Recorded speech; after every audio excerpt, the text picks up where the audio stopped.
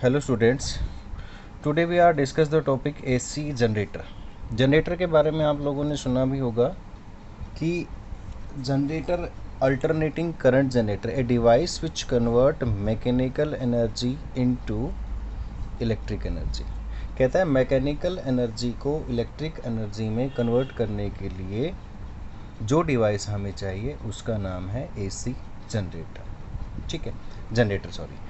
अब ये अगर अल्टरनेटिंग करंट देता है तो एसी जनरेटर, अदरवाइज एक और होता है डीसी जनरेटर जिसमें हम डायरेक्ट करंट ऑब्टेन करते हैं। इम्पोर्टेंट टॉपिक है, वेरी इंपॉर्टेंट है, एग्ज़ाम में पूछा जाता है। इलेक्ट्रिक मोटर को हमने पढ़ लिया था, तो इलेक्ट्रिक मोटर और इलेक्ट्रिक जनरेटर में से एक टॉपिक पूछा जाता है। इसके बाद आता है इसका प्रिंसिपल, यानी कि किस प्रिंसिपल पे ये काम करता है। It is based on the principle of electromagnetic induction, यानी कि मैं कह दूँ EMI, and direction of current is given by Fleming's right hand rule. यहाँ पे राइट हैंड रूल का बहुत बड़ा इंपॉर्टेंट है जो हमें क्या बताएगा, डायरेक्शन ऑफ करंट। अगर मैं कंस्ट्रक्शन की बात करूँ तो it has 4 parts. The first one is the armature coil. Armature coil एक रेक्टेंगुलर कॉइल होती है जिसके ऊपर हम कॉपर वायर को वाउंड करते हैं, जो कि नॉन मैग्नेटिक मटेरियल के ऊपर उसे वाउंड करते हैं in the form of the rectangular shape. तो हमने मान लिया कि वो हमारे पास एक कॉइल PQRS से हम जनरली ABCD इसको मान लेते हैं। दूसरा है फील्ड मैग्नेट। तो बात करें तो कि जो जनरेटर के लिए जो हम फील्ड मैग्नेट यूज़ करते हैं, यानी कि एक नॉर्थ पोल और साउथ पोल लेते हैं, तो एक स्ट्रॉन्ग मैग्नेटिक फील्ड जनरेट करते हैं, जिसके लिए हम जनरली हॉर्स शू मैग्नेट का इस्तेमाल कर सकते हैं। इसके बाद है ब्रेसेस। जो ब्रेसेस है generally they are made of the carbon and are fixed at their ends.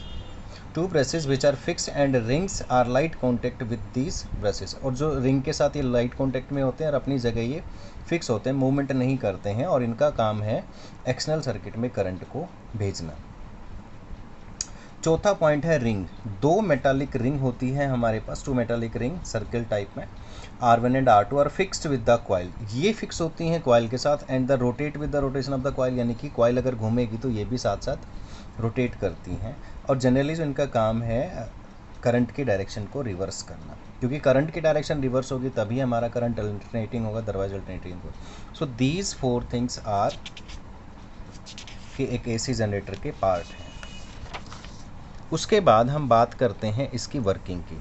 तो वर्किंग के लिए मैंने यहाँ पर 2 डायग्राम बनाए हैं। इस डायग्राम को आप देख सकते हैं। दो कॉइल ABCD आर्मेचर कॉइल है, B1 and B2 are braces, मैंने कहा था जो फिक्स होते हैं, एक्सटर्नल रेजिस्टेंस R है, 2 रिंग है R1 एंड R2। AB को मैंने कनेक्ट किया है, रिंग R1 को AB से कनेक्ट है, और जो CD से कनेक्ट है वो है R2 रिंग। और ये हमेशा ऐसे ही रहेगा कि R1 हमेशा AB के साथ और R2 हमेशा CD के साथ कनेक्ट रहेगी, चाहे कितनी भी बार रोटेट करें। तो यहाँ से आप देख सकते हैं AB को मैंने यहाँ जोड़ा, यहाँ के बाद ये डॉटेड लाइन है, तो इट मीन्स ये इसके बाहर से, इसके अंदर से नहीं, इसके पीछे की तरफ से है, तो वो जुड़ गई यहाँ पर। अगर मैं बात करूं कि ये कॉइल चाहे क्लॉकवाइज घूमे चाहे एंटी क्लॉकवाइज घूमे, इससे कोई फ़र्क नहीं पड़ता। तो सबसे पहले मैं बात करूं, इनिशियली मैंने मान लिया कि this coil is like this.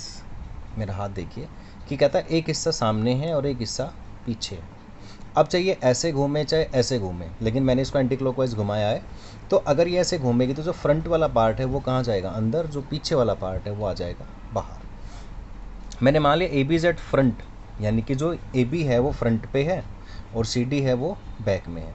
तो घूमेगी तब कौन अंदर जाएगा और कौन बाहर आएगा। जब ये घूमेगी तो हमारा AB फ्रंट में था, CD इज एट बैक था, then now AB move backward and CD moves outward. तो CD कहाँ आएगा, बाहर की तरफ। तो फ्लेमिंग का राइट हैंड रूल यहाँ देखिए कि सीधी सी बात है, F B एंड I। तो F ये है, F मतलब फोर्स मनी मूवमेंट, यानी कि बाहर कौन आ रहा है, CD। B हमने दे ही दिया नॉर्थ से साउथ, तो उसमें करंट की डायरेक्शन क्या होनी चाहिए, डाउनवर्ड, यानी कि जो ऊपर आ रहा है, और ऊपर बाहर की तरफ कौन आ रहा है, CD। तो CD में करंट की डायरेक्शन कैसी होनी चाहिए, नीचे की तरफ। So the direction of the current in CD is D to C। इसी तरीके से अगर मैं करंट की डायरेक्शन देखूँ तो इसमें आ जाएगी B से A। After completing half cycle, आधा साइकिल पूरा होने के बाद देखिए जो AB था वो इधर आ गया और जो CD था वो इधर आ गया, यानी कि इन्होंने अपनी जगह बदल ली, लेकिन ये कनेक्ट रहेंगे अपने रिंग्स के साथ ही। तो यहाँ पर देखिए CD जो है कनेक्ट R2 के साथ ही है और AB कनेक्ट है R1 के साथ, हमने ऐसे कनेक्ट कर दिया। अगेन डॉटेड लाइन है, इट मीन्स इसके पीछे से B1 B2 अपनी जगह रहे।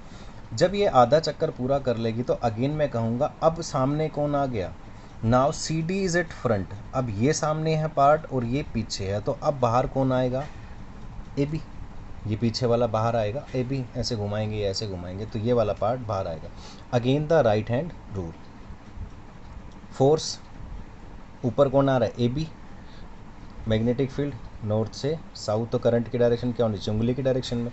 इसका मतलब इस आर्म में करंट कैसे होना चाहिए, उंगली की डायरेक्शन में।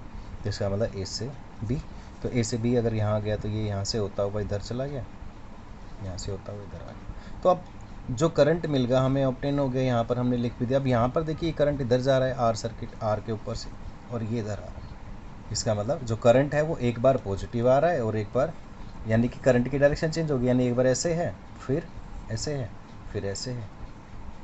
Thus we have obtained the alternating current that is known as AC generator. I hope कि आपको समझ में आया होगा। Next topic next